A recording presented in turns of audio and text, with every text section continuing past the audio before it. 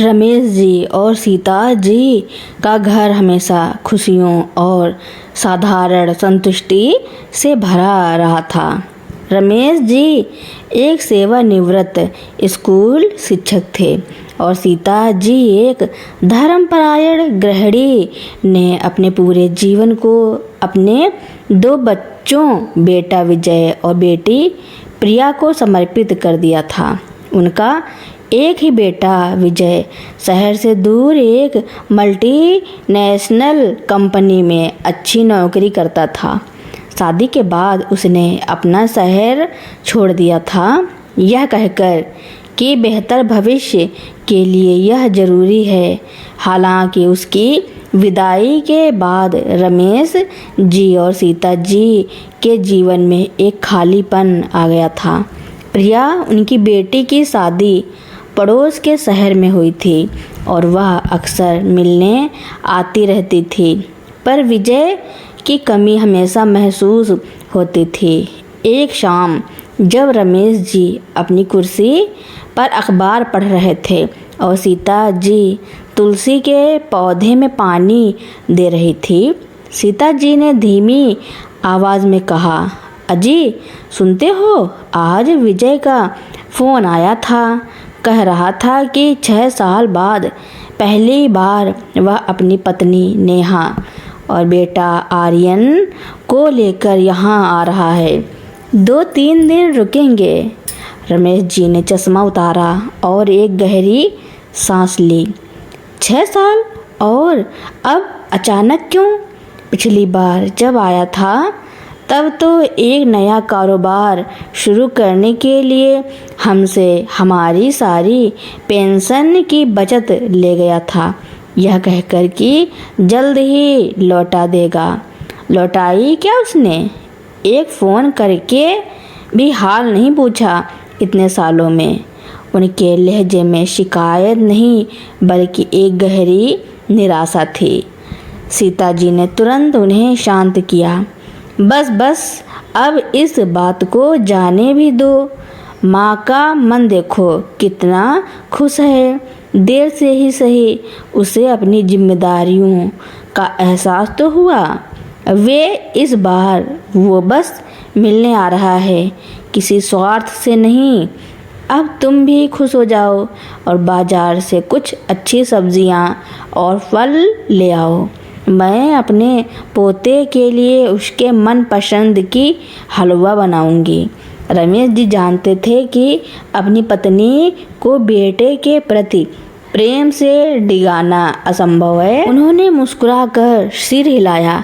ठीक है, तुम्हारी खुशी में ही मेरी खुशी है। मैं उम्मीद करता हूँ कि तुम्हारा यह विश्वास सही साबित हो और वह सचमुच केवल हमसे मिलने आ रहा हो। अगले दिन विजय, नेहा और आर्यन घर पहुँचे। आर्यन अपने दादा दादी को देखते ही दौड़कर गले लग गया।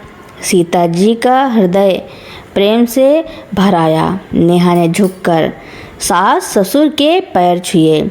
विजय ने भी औपचारिक रूप से माता पिता का आशीर्वाद लिया, पर उसकी आंखों में वर्षों का अहंकार और दूरी स्पष्ट झलक रही थी।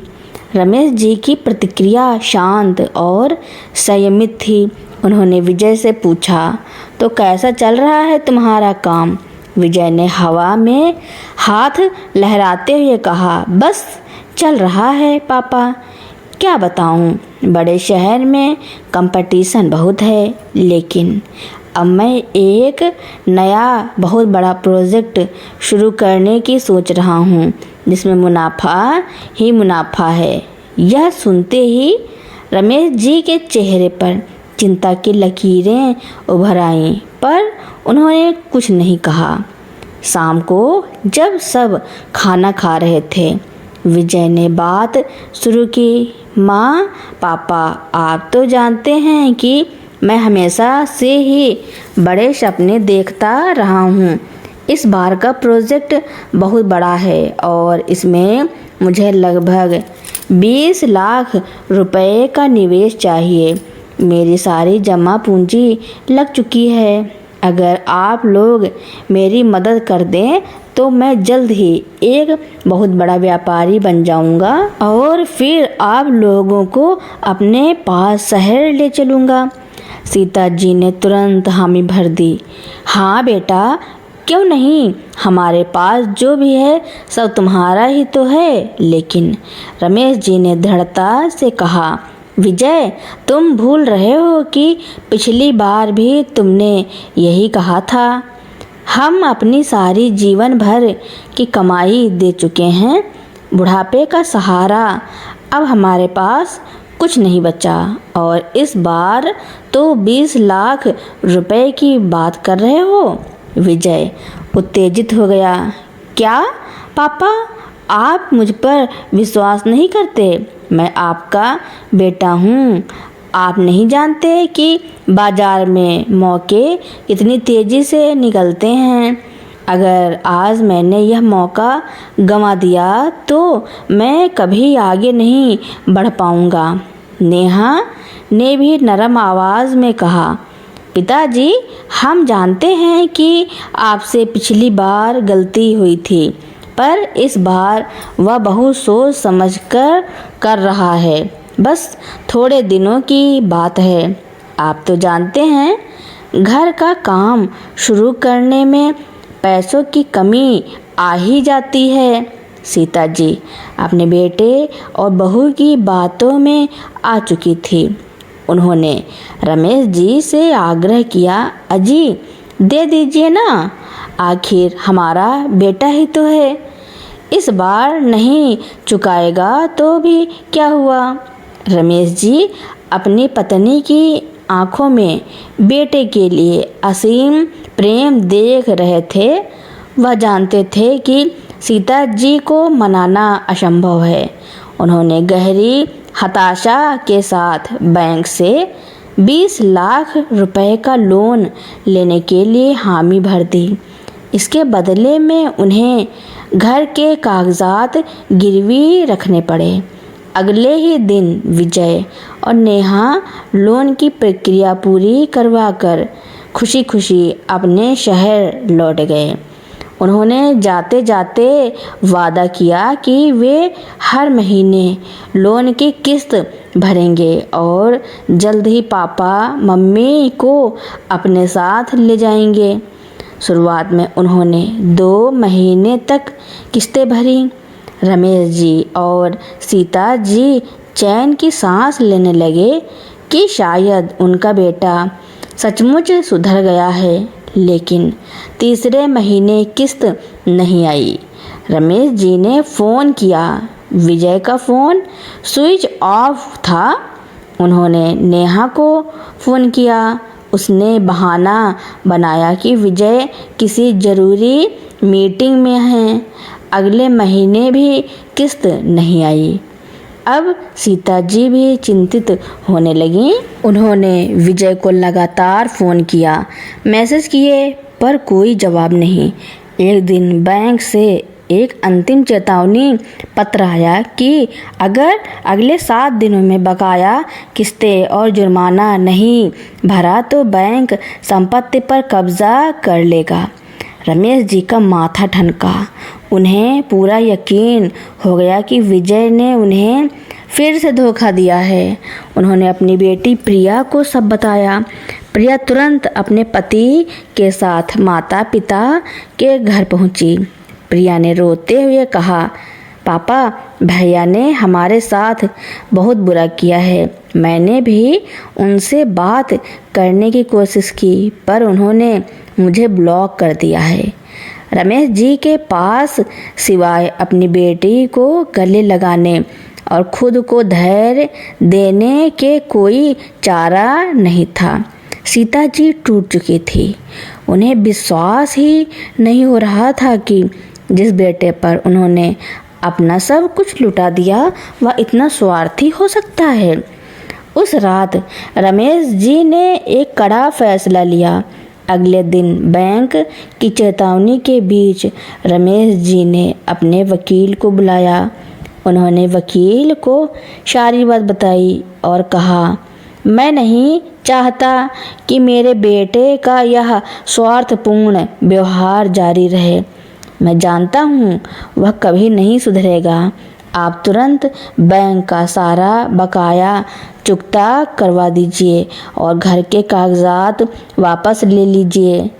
साथ ही मैं अपनी सारी संपत्ति का विल अपनी बेटी प्रिया के नाम करवाना चाहता हूँ, जिसने इस मुश्किल घड़ी में हमारा साथ दिया है।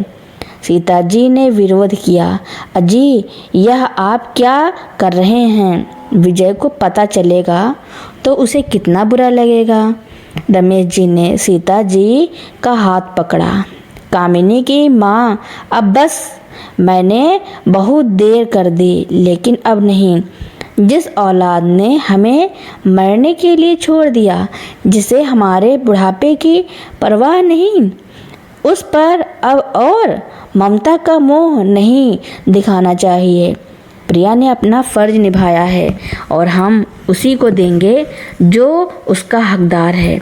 विजय को अपनी गलती का एहसास खुद करना होगा। वकील ने तुरंत कार्रवाई की। बैंक का बकाया चुकाया गया और संपत्ति की वसीयत प्रिया के नाम कर दी गई। वसीयत बनने के कुछ ही दिनों बाद विजय का अचानक फ़ोन आ गया। उसका लहजा पहले से कहीं ज़्यादा चाटुकारिता भरा था। माँ, पापा, सब कुछ ठीक चल रहा है? मेरे पास आप दोनों के लिए एक बड़ी खबर है। मेरा नया प्रोजेक्ट हिट हो गया है। मैं एक आलीशान अपार्टमेंट खरीदने की सोच रहा हूँ और आप दोनों को अपने पास लाने के लिए आ रहा हूँ। सीता जी खुशी से फूली नहीं समाई, लेकिन रमेश जी शांत थे। तुम कितने दिनों के लिए आ रहे हो? बस 2 दिन के लिए पापा। मुझे यहाँ कुछ कागजात पर दस्तखत करवाने हैं, फिर मैं आपको और माँ को हमेशा के लिए अपने पास ले चलूँगा। विजय, नेहा और आर्यन अगले दिन ही घर पहुँच गए। विजय ने दिखावे के लिए मिठाई का डिब्बा आगे बढ़ाया। यह देखिए पापा, मैं आपके लिए एक नया घर खरीदने की तैयारी कर रहा हूँ। यह देखिए, मैंने कुछ कागजात तैयार करवाए हैं। ये पावर ऑफ अटॉर्नी के कागजात हैं। आप यहाँ दस्तखत कर दीजिए ताकि नए घर की रजिस्ट्री में कोई दिक्कत ना हो। सीता जी तुरंत साइन करने को तैयार हो गईं, पर रमेश जी ने उन्हें रोक दिया। उन्होंने कागजात देखे। वे पावर ऑफ अटॉर्नी के नहीं, बल्कि संपत्ति हस्तांतरण के कागजात थे, जिसके तहत विजय यह पुराना घर भी अपने नाम करवाना चाहता था। रमेश जी ने एक पल भी बर्बाद नहीं किया। उन्होंने अपने पास रखे नए वसीयतनामे की कॉपी और बैंक से ऋण मुक्त संपत्ति के कागजात विजय के सामने पटक दिए। विजय, अब बहुत हो गया। तुम्हारा लालच और धोखाधड़ी अब और नहीं चलेगी। यह वसीयतनामा देखो। यह घर अब मेरी बेटी प्रिया के नाम पर है और तुमने जिस ऋण की किस्तें तक नहीं भरी, वह मैंने खुद भर दिया। अब तुम इस घर के मालिक नहीं हो और ना ही मेरे परिवार का हिस्सा। विजय का चेहरा गुस्से से लाल हो गया। यह क्या बकवास है पापा? यह मेरा घर है। मेरी माँ ने तो साइन कर दिए थे। रमेश जी ने दृढ़ता से कहा। तुम्हारा घर? यह घर मेरी और तुम्हारी माँ की खून पसीने की कमाई से बना है, जिसे तुमने अपनी स्वार्थ की आग में झोंकने की कोशिश की। जाओ यहाँ से और दोबारा कभी इस घर के आसपास भटकने की कोशिश मत करना। विजय ने चिल्लाना शुरू कर दिया। आप दोनों को मैं बर्बाद कर दूंगा। आप लोगों ने मेरे साथ धोखा किया है। मैं पुलिस को बुलाऊंगा। तभी कमरे से प्रिया और उसके पति बाहर आए। प्रिया ने विजय से कहा, भैया अब तुम शांत हो जाओ। अगर कोई पुलिस को बुलाएगा तो वह मैं होंगी। तुमने धोखाधड़ी की है और अगर तुम अभी चुपचाप यहाँ से नहीं गए तो तुम्हें कानूनी कार्रवाई का सामना करना पड़ेगा।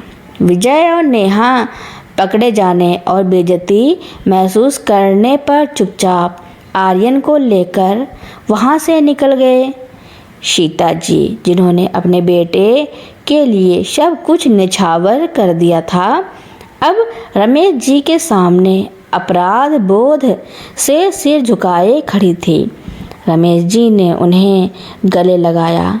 सीता, हमारा बेटा हमें छोड़ गया है, लेकिन हमारी बेटी ने हमें बचा लिया। अब से हम चैन से रहेंगे। आज रमेश जी और सीता जी अपनी बेटी प्रिया और दामाद के साथ एक खुशहाल और सुरक्षित जीवन जी रहे हैं। उन्होंने अपनी संपत्ति का एक हिस्सा ज़रूरतमंद बच्चों की शिक्षा के लिए समर्पित कर दिया है। उन्हें अब यह बात समझ आ गई है कि रिश्ते खून के नहीं बल्कि समर्पण और कर्मों के होते हैं। जैसी औलाद सिर्फ अपने स्वार्थ के लिए माता पिता के पास आए, उनसे दूर रहना ही बेहतर है। वे हर महीने उन अनाथ बच्चों से मिलने जाते हैं जिन्हें सच्चे प्रेम और सहारे की ज़रूरत है और जिन्हें देखकर उन्हें असली पारिवारिक संतुष्टि मिलती है। रमेश जी और सीता जी के जीवन से विजय और नेहा का अध्याय पूरी तरह से बंद हो चुका था। शुरुआती दिनों में सीता जी अक्सर उदास रहती थी। उनके मन में एक माँ का अपराध बोध और बेटे के प्रति असीम मोह का द्वंद्व चलता रहता था। वह कभी कभी कोने में बैठकर रो पड़ती थी। रमेश जी उन्हें समझाते थे। उन्होंने सीता जी को दिलासा देते हुए कहा, सीता, तुम्हारे प्यार में कोई कमी नहीं थी। तुमने तो अपना सर्वस्व न्यौछावर कर दिया, लेकिन जिसने हमारे प्रेम को ही अपनी स्वार्थ की सीढ़ी बनाने की कोशिश की, उसे जाने दो। याद रखो, प्रिया और दामाद यहाँ हैं। उनकी सेवा और प्रेम से बड़ा संतोष और क्या हो सकता है। प्रिया और उसके पति ने भी माता पिता की देखभाल में कोई कसर नहीं छोड़ी। उन्होंने पुराने घर को और भी आरामदायक और सुंदर बना दिया। प्रिया ने अपनी माँ को व्यस्त रखने के लिए उन्हें बागवानी में सहायता करने और बच्चों के आश्रम के लिए छोटे छोटे कपड़े सिलने के काम में लगा दिया। धीरे धीरे सीता जी का ध्यान बेटों की यादों से हटकर वर्तमान की खुशियों और समाज सेवा में लगने लगा। लगभग 1 साल बाद रमेश जी ने अखबार में एक छोटी सी खबर पढ़ी। वह खबर विजय के नए बहुत बड़े प्रोजेक्ट से संबंधित थी। खबर में बताया गया कि विजय का प्रोजेक्ट पूरी तरह से विफल हो गया है। उसने निवेशकों को गुमराह किया था और अपनी खराब व्यावसायिक नीतियों के कारण वह बहुत बड़े कर्जे में डूब गया था। कई निवेशकों ने उस पर धोखाधड़ी का मुकदमा कर दिया था और उसकी कंपनी को दिवालिया घोषित कर दिया गया था। विजय और नेहा शहर छोड़कर फरार थे। खबर पढ़ते ही रमेश जी का मन शांत और स्थिर रहा। उन्हें ना तो कोई खुशी हुई और ना ही कोई अफसोस। यह केवल एक तथ्य था, जो बोया वही काटा गया। उन्होंने वह अखबार का टुकड़ा सीता जी को नहीं दिखाया, क्योंकि वह अब एक शांत और संतुष्ट जीवन जी रही थी और रमेश जी उन्हें फिर से तकलीफ नहीं देना चाहते थे। उन्होंने बस इतना ही सोचा कि अगर वह अपनी संपत्ति विजय को दे देते तो आज वह भी उसी कठिन आर्थिक स्थिति में होते और उनका घर भी गिरवी रखा होता। उनका कठोर निर्णय ही उनके बुढ़ापे का कवच बना। रमेश जी और सीता जी का जीवन अब पूरी तरह से सार्थक और शांतिपूर्ण था। हर महीने वे प्रिया और दामाद के साथ उस अनाथालय में जाते थे जहां उन्होंने अपनी संपत्ति का एक हिस्सा दान किया था। वहाँ के बच्चों के साथ समय बिताते, उन्हें कहानियाँ सुनाते और उन्हें पढ़ाते थे। अब बच्चे उन्हें दादाजी और दादी जी कहकर पुकारते और उनसे लिपट जाते थे। तो सीता जी की आंखों से वर्षों पहले खोए हुए बेटे का रिक्त स्थान भर जाता। उन्हें महसूस होता था कि माँ का प्रेम किसी एक औलाद तक सीमित नहीं होता, बल्कि वह हर ज़रूरतमंद बच्चे को गले लगा सकता है। उनके दामाद अक्सर कहते थे, पापा जी, आपने जो शिक्षा की ज्योति जलाई है वह आपकी सबसे बड़ी वसीयत है।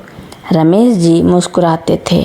उनका घर अब सिर्फ ईंटों का ढांचा नहीं था, यह प्रेम, त्याग और ईमानदार रिश्तों की नींव पर बना एक खुशहाल आश्रम था। वह अपनी कुर्सी पर बैठकर सूरज की रोशनी में अपनी पत्नी और बेटी दामाद को हंसते हुए देखते थे। उन्हें एहसास हुआ कि जीवन की सबसे बड़ी पूंजी बैंक बैलेंस या बड़ी संपत्ति नहीं है, बल्कि परिवार का निस्वार्थ प्रेम और ईमानदार कर्मों का संतोष है। उन्होंने विजय को खोया जरूर था, लेकिन सच्ची संतुष्टि और शांति को पा लिया था। तो दोस्तों, मेरी कहानी सुनने के लिए आपका बहुत बहुत धन्यवाद। ऐसी ही नई नई कहानियाँ सुनने के लिए मेरे चैनल को लाइक, कमेंट, शेयर, सब्सक्राइब एवं बेल आइकन का बटन दबाना न भूलना, ताकि मेरी नई नई कहानियाँ आप तक पहले ही पहुँचती रहें।